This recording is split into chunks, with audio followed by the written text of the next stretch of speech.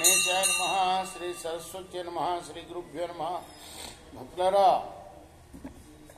వ్యాసప్రోక్త మహాభారత ఇతిహాసం యథాతథంగా చెప్పుకున్నాం. ప్రతి శ్లోకం దాని అర్థం.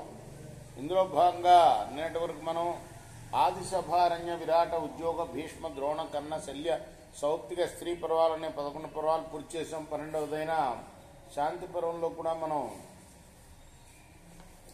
219 అధ్యాయాలు పూర్తి చేసి 220వ అధ్యాయంలోని 51వ శ్లోకం వరకు చెప్పుకున్నాం. ఈరోజున 52 నుండి కొనసాగించే ముందు వ్యాస భగవాను ప్రార్థన చేసుకుందాం. వ్యాసాయ విష్ణు రూపాయ వ్యాస రూపాయ విష్ణవే నమో వై బ్రహ్మనిధయే వాసిష్ఠాయ నమో నమః.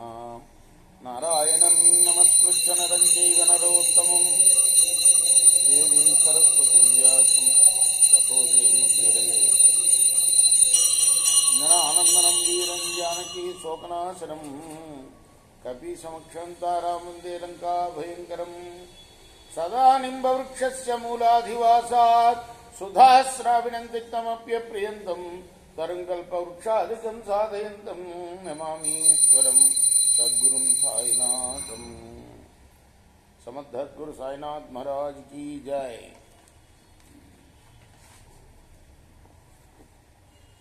తతః కదాచిత్ భక్తారాం శ్వేతకేతుం సువర్చలా పప్రచ్చకో భవానత్ర బ్రూహి మే తద్విజోత్తమా. తామాహ భగవాన్ వాగ్మీ త్వయా జ్ఞాతో న సంశయః ద్విజోత్తమేతి మాముక్త్యా పునః కమను ప్రచ్చసి.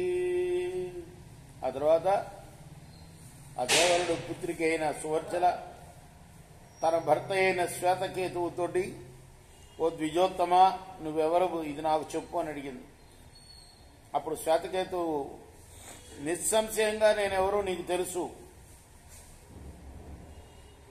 ఎందుకంటే ద్విజోత్తమాని సంబోధించావు, మళ్ళీ ఎవరిని అడుగుతున్నావు నువ్వు? సా తమాహ మహాత్మానం పృచ్ఛామి హృది సాయినం. అప్పుడు ఆమెన్నది, హృదయస్థుడైన మహాత్ముని అడుగుతున్నాను అన్నది. తశ్రుత్వా ప్రచ్చువా చైనవం సనవక్షతి భామిని నామ గోత్ర సమాయుక్తం ఆత్మానం మన్యసేయది తన్మిథ్యా గోత్ర సద్భావే వర్తతే దేహబంధనం. అది విని శ్వేతకేతు అన్నాడు, ఓ భామిని, అతడు పలకడు. ఆత్మకు నామగోత్రాలుంటాయని నువ్వు భావిస్తే అది మిథ్యాజ్ఞానం. గోత్రం ఉంటే దేహబంధం ఉంటుంది. అహమిచ్చేష భావోత్రాపై చాపి సమాహిత త్వమస్యహమహం సర్వం అహమిచ్చేవ వర్తతే నాత్ర తత్పరమార్థం వై కిమర్థమను పృచ్ఛసి. ఆత్మలో నేను అన్న భావం ఇక్కడ స్థాపించబడింది. నీలో కూడా ఆ భావమే ఉన్నది. నీవు నేనే, ఇదంతా నేనే, దీనిలో ఆ పరమార్థ తత్వం ఏదీ లేదు. అయినా ఎందుకు అడుగుతున్నావు? తతః ప్రహస్య సాహృష్ట భర్తారం ధర్మచారిణి ఉవాచ వచనం కాలే స్మయమానా తథా నృప. అప్పుడు ఆమె ఆ ధర్మచారిణి అయిన భర్తను అనుసరించే భార్య సువర్చల ఆనందించి నవ్వి చిరునవ్వుతో కాలోచితంగా భర్తతో అన్నది, సువర్చల ఉవాచ కిం అనేక ప్రకారేణ విరోధన ప్రయోజనము క్రియాకలాపే బ్రహ్మనిషే జ్ఞాననష్టోసి సర్వదా తన్మే బ్రూహి మహాప్రజ్ఞ ఇదాహం త్వామనువ్రత. బ్రహ్మర్షి, అనేక విధాలుగా వికల్పించి ప్రయోజనమేమున్నది? నిత్యము క్రియాకలాపాల్లో పడి నీ జ్ఞానం నశిస్తుంది. మహాప్రాజ్ఞ, దానికి కారణం నాకు చెప్పు, నేను నిన్ను అనుసరించేదాన్ని. శ్వేతకేతురువాచ యజ్ఞదాచరతి శ్రేష్ఠ తత్తదేవేతురో జనః వర్తతే తేన లోకోయం సంకీర్ణస్య భవిష్యతి. వాక్యం అంటే చాలా ప్రియం వ్యాసుల వారికి, అనేక చోట్ల ప్రయోగించాడు. యజ్ఞదాచరతి శ్రేష్ఠ తత్తదేవేతురో జనః. శ్రేష్ఠులు ఏదైతే ఆచరిస్తారో దాన్ని ఇతర జనులందరూ ఆచరిస్తారు అని దానికి అర్థం. భగవద్గీతలో కూడా ఇదే వాక్యం వస్తుంది. ఇంతకుముందు కూడా మనకు భారతంలో ఈ వాక్యం 1-2 సార్లు వచ్చింది. శ్వేతకేతు అన్నాడు ఈ మాట. కాబట్టి మనం కర్మ పరిత్యాగం చేస్తే లోకం కూడా కర్మలు మాని సాంకర్యానికి లోనవుతుంది. సంకీర్ణేచ తథా ధర్మే వర్ణ సంకరమేతి చ సంకరేచ ప్రవృత్తితో మార్చో న్యాయం ప్రవర్తతే. ధర్మ సంకరం అయితే వర్ణ సాంకర్యం కలుగుతుంది. వర్ణ సాంకర్యం ఏర్పడితే లోకంలో మాత్స్యన్యాయ ప్రవర్తన కలుగుతుంది. తదనిష్టం హరేద్భద్రే ధాతురస్య మహాత్మన పరమేశ్వర సంక్రీడా లోక సృష్టిరియం శుభే.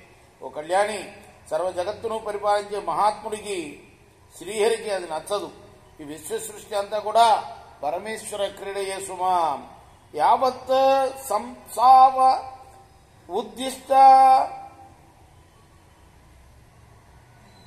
యావత్ పాంసవ ఉద్దిష్ట తావచ్చోస్య విభూతయ తావచ్చైశ్చైవ మాయాస్తు తావచ్చోశ్చాశ్చ శక్తయ.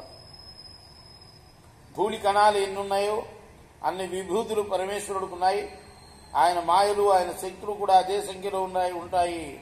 ఏమం సుఖహ్వరే ముక్త హేత్రమే తద్భవాభవం చిత్వా జ్ఞానాసినా గచ్చేత్ స విద్వాన్ సచమే ప్రియ సోహమేన సందేహ ప్రతిజ్ఞా ఇది తస్య వై.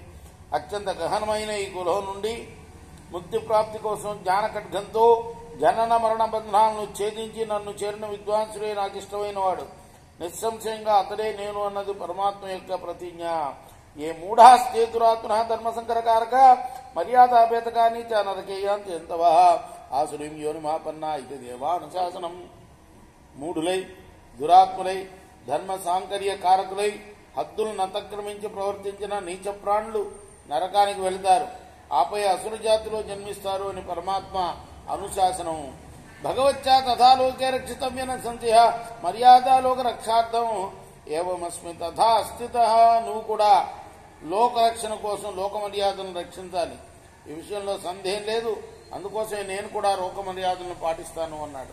రేపు మనం 67వ శ్లోకం నుండి కొనసాగిద్దాం. కృష్ణార్పణమస్తు. సాయి కృష్ణార్పణమస్తు. స్వస్తి ప్రజాభ్య పరిపాలయంతాం న్యాయేన మార్గేణ మహిమేషా గోబ్రాహ్మణేభ్య సోమస్తు నిత్యం లోకా సమస్తా సుఖినో భవంతు. కృష్ణార్పణమస్తు. సాయి కృష్ణార్పణమస్తు.